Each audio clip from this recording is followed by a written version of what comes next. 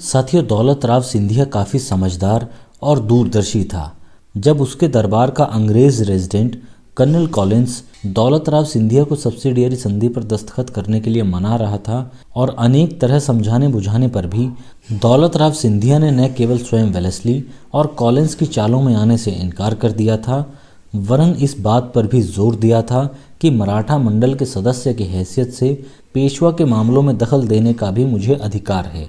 उसने इस बात की पूरी कोशिश की थी कि पेशवा भी इस नई संधि की चाल में न आने पाए।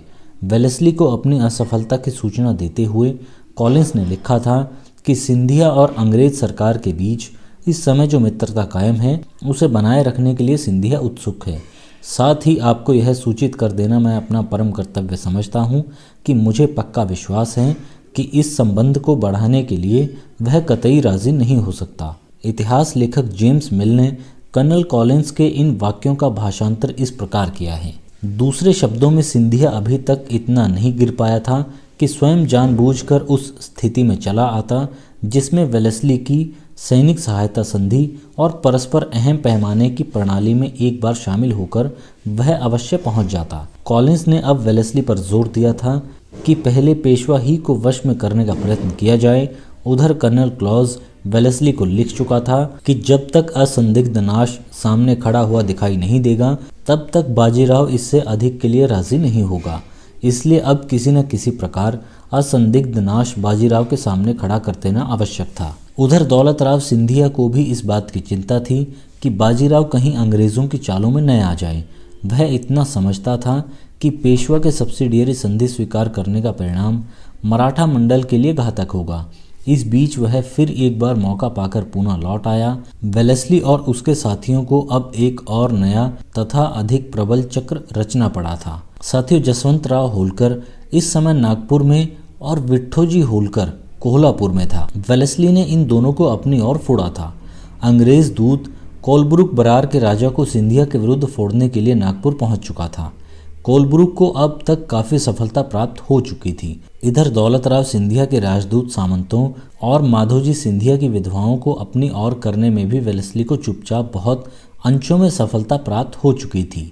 अंग्रेज़ों ने अब जसवंत राव होलकर को दौलत राव सिंधिया के विरुद्ध तैयार किया था। अंग्रेज़ों की मदद से जसवंत राव ने नागपुर से भागकर सेना जमा करके सिंधिया के राज पर हमला कर दिया और सिंधिया के इलाके को लूटना और बर्बाद करना शुरू किया था। साथियों, दौलत राव को इस अचानक हमले का समाचार सुनते ही फिर पूना छोड़कर मालवा की ओर लौट आना पड़ा था, किंतु इस बार वह अपनी विशाल सेना में से 5 पलटन पैदल और 10,000 सवार पूना छोड़कर आया था। शेष सेना लेकर वह मालवा पहुंचा।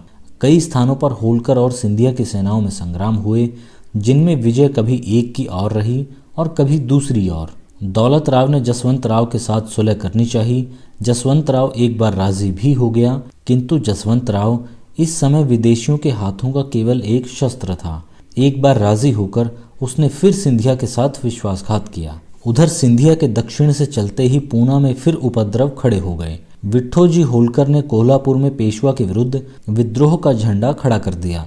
पेशवा की सेना ने विद्रोही जसवंत राव होलकर विट्ठोजी को गिरफ्तार करके खत्म कर दिया। जसवंत राव होलकर विट्ठोजी की मृत्यु का बदला लेने के बहाने अपनी सेना सहित मालवा से पूना की ओर बढ़ा। पेशवा और सिंधिया दोनों अंग्रेज कंपनी के दोस्त थे। फिर भी मार्क्वेस वेलेस्ली के पत्रों से साफ जाहिर है कि अंग्रेज इस समय दोनों के खिलाफ जसवंत राव को मदद दे रहे थे। कर्नल वेलेस्ली के अधीन अंग्रेजी सेना भी पूना के पास तक आ पहुंची थी। इस हालत में जसवंत राव को बढ़ते देखकर 11 अक्टूबर सन 1802 ईस्वी को पेशवा बाजीराव ने घबराकर वेलेस्ली की सारी शर्तें स्वीकार कर ली थी। उसने रेजिडेंट को लिख भेजा था कि कंपनी की जिस सब्सिडियरी सेना का खर्च देना मैंने स्वीकार कर लिया है, उसके स्थायी तौर पर रहने के लिए मैं अपने राज के अंदर तुंगभद्रा नदी के पास एक किला दे दूंगा और उसके खर्च के लिए गुजरात अथवा कर्नाटक में 25 लाख रुपए सालाना आमदनी का इलाका अलग कर दूंगा। वेलेस्ली की इच्छा अब 16 आने पूरी हो गई थी। बाजीराव का पत्र पाते ही उसने उस तजवीज़ पर अपने दस्तखत कर दिए। इतने में ही होलकर की सेना पूना तक पहुंच गई थी। साथियों, इस वीडियो में फ़िलहाल इतना ही। अगली वीडियो में आपसे फिर मुलाकात होगी। नमस्कार।